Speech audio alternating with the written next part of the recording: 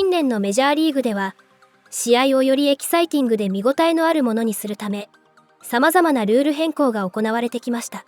2023年には試合時間の短縮を目指し、投手が投球するまでの時間を制限するピッチングクロックが導入されました。その他にも、ビデオ判定の導入、守備シフトの禁止、牽制の回数制限、ベースサイズの拡大など、次々と新しいルールが採用され、改革が進められています。これらの変更には工業的なメリットもありますが、選手やファンの間で問題視されることも少なくありません。そして最近、MLB コミッショナーであるロブ・マンフレッド氏が提案したゴールデン・アット・バットルールが再び物議を醸しています。このルールでは、打順に関係なく、チームの最高の打者を重要な場面で打席に送ることができるようになるというもので、特に投手にとっては厳しいルールとして議論の中心になっています。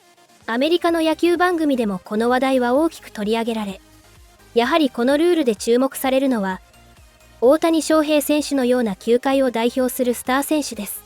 ドジャースのマックス・マンシー内野手は、アメリカの番組に出演し、このルールについての正直な意見を述べました。そのコメントは大きな反響を呼び、議論の的となっています。これらの模様を日本語字幕付きでお届けします。Did you get an Otani autograph? And if you did he inscribe it with your favorite Otani moment? And if not, what is your favorite Otani moment as a coach that got to watch him for a year? I was, certainly fortunate to be around Shohei last year and tried to not, and with other guys, not ask for a whole lot. But there was a really cool picture that someone had drawn of he and I kind of doing that head bump at first base. And this was like after the regular season, and I asked him would he mind signing that for me, and he was gracious enough to do that. So that's something that I'll keep. It's a cool picture. But yeah, I mean, got a chance to witness the historic season, and there were times, guys, he's on your team and you're trying to coach him, but at the same time there are things that happen that kind of you are a fan of baseball, and it was like there were a lot of wow moments. Probably, I mean, the 40-40 walk-off grand slam, and then the 50-50 day in Miami. Just kind of, he had a real knack for, those moments being there and to capitalize on it and make it memorable. What do you think of the crybaby crew that's popping up again, that's upset that the Dodgers are doing things in the offseason? And shocker, it worked out pretty well last offseason. And, if you win games, you get more playoff games. And then if you get more playoff games, you make more money, and then you can spend that money on, more players and keep investing in your team. Stan Kasten was on our show during the playoffs, I believe it was, or right before it, and was explaining that whole process to us, which seems like simple math to me. I'll also just drop this in there in case you want it to. Blake Snell was available last offseason as well, and any team could have signed him, and I didn't see an offer like that. So this is not new news, but what are your thoughts? It's obviously very exciting for us, and a lot of that is in retrospect from Shohei. The amount of money that was brought in just from him alone obviously allows our team to spend more money, but every single one of these teams is making money. I don't care what anyone says. I don't care what kind of book they show you to try to prove their point. They're all making money.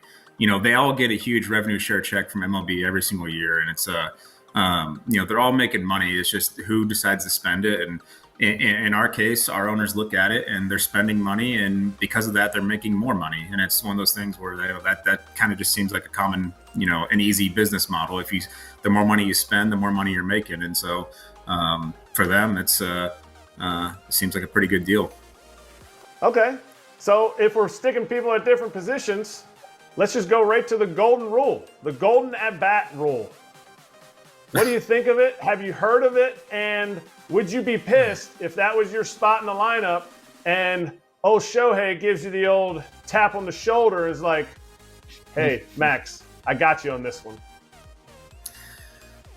First, let me say, I don't think that belongs in baseball. Now that's being said, the rule is, it's a little interesting. I'm not going to lie, but I don't think it belongs in baseball. Maybe like, maybe more like a Savannah Bananas type thing. But it is an interesting idea. I'll give them that, but I don't want to see it in a big league game. And, you know, for the exact situation you talked about, like we invented this 3-batter minimum rule for pitchers. You're essentially throwing that out the window if you can say, hey, we can match up whatever hitter we want against this pitcher. Like, well, then now he's talking about, well, we should start getting rid of the 3-batter minimum because we want to match up a pitcher. And it opens a whole doorway to too many other things that could happen. Forget that. Let's say they do implement this, because, you know, they can do this whenever they want. If you're on the Dodgers, who do you pick? Who do you pick to be the golden at-bat? Do you pick Freddie? Do you pick Shohei? Do you pick Mookie? Do you pick the guy you said, Will Smith, who signed a 10-year deal? Do you pick Max Muncy if you need maybe a walk or a homer? I mean, if you're once up, again, let's say...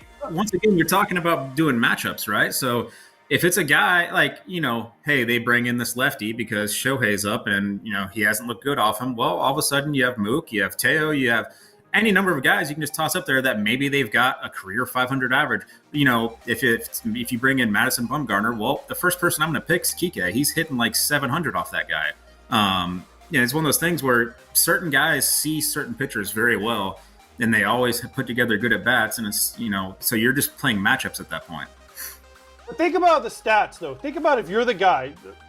Listen, I'm going to use Austin Barnes because he hits ninth, and he doesn't have. If you go through the Dodgers lineup when Austin Barnes is in there, he's hitting ninth most of the time, right? So if you're Austin Barnes and you're coming up and they got a lefty out there and he's got to face one more hitter, bases are loaded, one out, you're thinking, man, this is my chance to get my RBIs for like the month, right? Maybe run into one here, hit a homer, and then Dave Roberts is like, Austin, no, sorry, we're running Teo up again for you.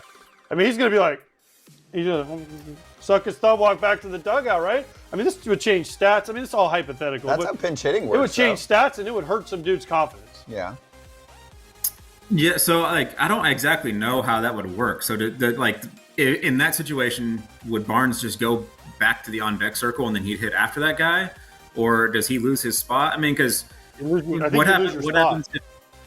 So what happens if Shohei's leading off and then you know, in that scenario, you bat Shohei in the ninth spot? Does he get 2 at-bats in a row off the same pitcher? Yeah. You know, Yes, Mookie would go to second because Mookie loses a bat. You're like, Mookie, go run for Shohei. Shohei's hitting for you. Then Mookie would suck his thumb and go back to the dugout and go, man, this kind of sucks here. I'm not the golden at-bat guy. Yeah. Like I say, it's a weird scenario where like I don't think I want to see that in a big league game. Like I said, an interesting idea, but I don't want to see that. No, nobody does, but it's fun to think about. It's fun to at least be like, all right, in the All-Star game. Yeah, can we get an All-Star game? Let's try in the All-Star game. Why not? Well, yeah, I mean, I'm sure we'll see it in spring training or something like that, but you know, it's what happens that's in when the first game of spring training? Yeah. First game of spring training, Max Muncy's up there. The bases are loaded. Doc goes, hey, Max, we're going to hit Shohei for you. We're trying this golden at-bat thing for you. And you're going to be like, I haven't even got an at-bat the whole year. Well, I guess I'll see you on the backfield then, you know? Yeah, exactly. Hey, I'll go get my bat somewhere. It's yeah. How difficult or how easy a decision was this for you to make? Yeah, it was really easy. Just because me and Haley wanted to live here. It's something we've been talking about for a while. And then you look at the team, you look at what they've built, what they're doing. It's just something you want to be a part of. I mean, look at the first 3 hitters in the lineup. It's tough to go against. So to be on the other side, know that they're going to be, you know, hitting for me. Yeah, pretty exciting. You know, you played in this division for the past few years here, one in San Francisco, a few in San Diego. What ultimately intrigued you to make the decision quicker this year? And, you know, what do you love about this team? Yeah, I mean, being in LA, that, you know, the pressure's always on. I like that. Living here is pretty amazing, opportunities. But being able to pitch in a packed stadium, you know, get to make moments for people, and this is where you want to play. I don't think there's a better situation that you could be in than being right here. And then knowing Andrew, how much as well as I know him, that played a big part.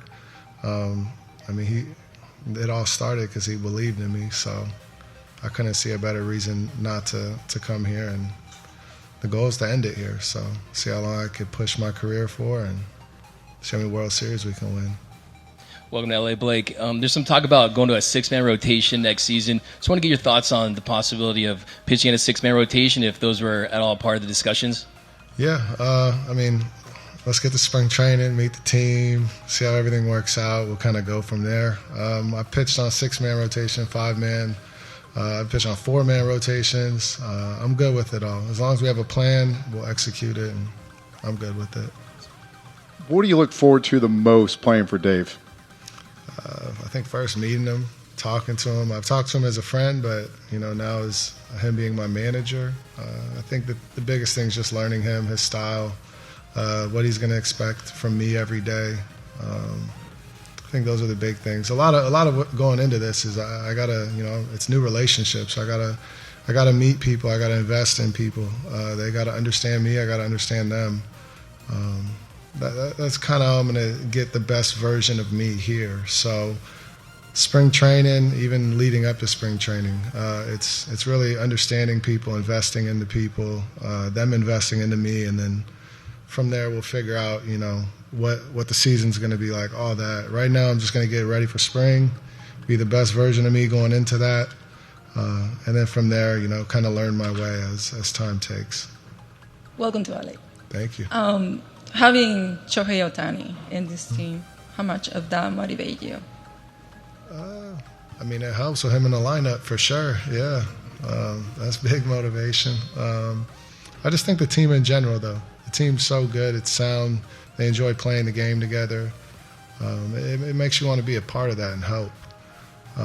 But with Shohei, the name, everything he's done in his career, it's amazing. And you want to be around players like that when you're trying to be one of the best in the game. So, played a big part. ご視聴ありがとうございました。これからも大谷選手のさらなる活躍から目が離せません。チャンネル登録と高評価をよろしくお願いします。皆様からのコメントもお待ちしております。